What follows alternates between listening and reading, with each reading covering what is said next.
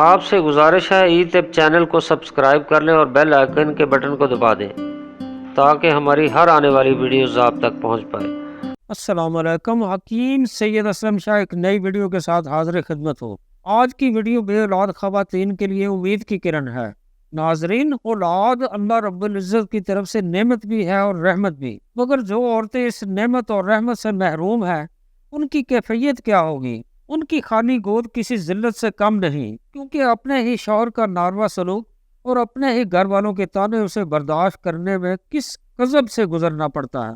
یہی کیفیت اسے بیمار کرنے کے لیے کافی ہے۔ ناظرین، اولاد کو جنم دینے کے لیے اچھی طرح صحت کا ہونا بہت ضروری ہے، کیونکہ بیماریوں میں جکڑی ہوئی عورتیں اولاد تو کیا اپنی زندگی سے بھی مایوس ہو جاتی ہیں، اور مرض اٹھارہ بھی ایسی ہی عورتوں میں پائی جاتی ہے جو اولاد کی نعمت سے محروم ہوتی ہیں۔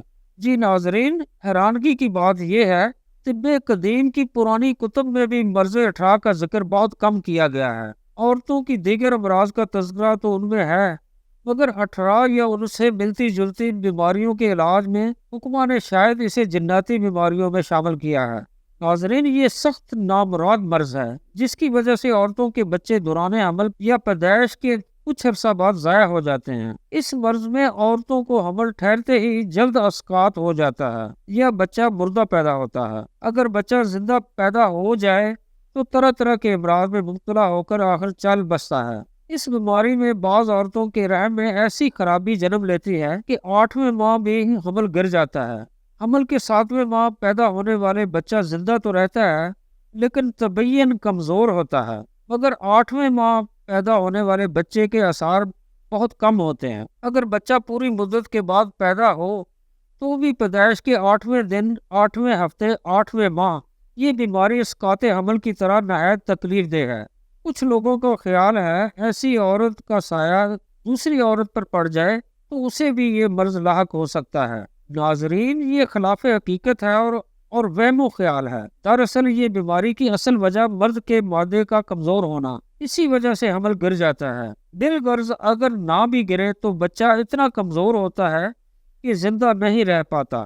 ناظرین، یہ مرض جنم لینے کے اسباب اور علامات ہیں: ضعف رحم، رقت اور قلت خون، عام جسمانی کمزوری یا دماغی کمزوری، مرگی جنون، مالی خولیا، فساد خون اور حیض کی خرابیوں سے پیدا ہونے والے امراض شامل ہیں۔ ناظرین، چہرہ زردی مائل اور سفید ہو جاتا ہے اور بعض عورتوں کی پسلی کے نیچے ہلکا سا درد رہتا ہے، چاہے حمل ہو یا نہ ہو۔ جی ناظرین، یہ وہ اسباب ہے جو عورتوں کو بانجھ پن کی طرف سے لے جاتے ہیں۔ اسی وجہ سے کچھ عورتوں کی گود خالی رہتی ہے یا کسی کے ہاں جنم لے کر فوت ہو جاتی ہے، اور بعض کے ہاں لڑکیاں ہی لڑکیاں پیدا ہوتی ہیں اور اولاد نارینہ جنم نہیں لیتی۔ ناظرین، اس احوال کو بھی 18 کہتے ہیں۔ 18 کا شروع میں علم نہیں ہوتا، جب بچے پیدا ہوتے ہی بیمار رہنے لگے یا پھر چل بسیں تب پتہ چلتا ہے کہ اس کا سبب کیا ہے۔ ناظرین، طبی ماہرین بھی اس کے جراثیم تلاش نہیں کر سکے۔ استاد الحکمہ کا کہنا ہے 18 کا مرض ان خاندانوں میں پایا جاتا ہے جن میں کسی نہ کسی شکل میں سوزاک کا اثر ہو۔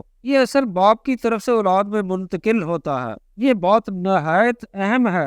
عورتوں میں یہ خرابی مردوں کی طرف سے آتی ہے، اس لیے یہ لازم ہے مرد کا بھی علاج کروایا جائے۔ ناظرین، 18 میں مبتلا عورتوں کا جب طبی معائنہ کیا گیا تو اکثر ان میں یہ علامات پائی گئی: پیشاب کے دوران جلن اور وہاں زخم ہونے کا احساس، شدید قبض، رحم کی کمزوری، رحم کی وریدوں میں درد اور رحم کی رسولیاں، حیض کی بندش۔ ایسی خواتین کے ہاں اگر بچے پیدا ہو بھی جائیں تو خلقی طور پر بیمار ہوتے ہیں، جسم پر دانے، زخم، پھنسیاں، ہاتھ پاؤں میں بھی نقائص ہوتے ہیں، اور بعض بچوں میں پیدائشی طور پر سوزاک کی علامتیں موجود ہوتی ہیں۔ یہ ناظرین، مرض 18 کے لیے گود بھری نسخہ پیش خدمت ہے۔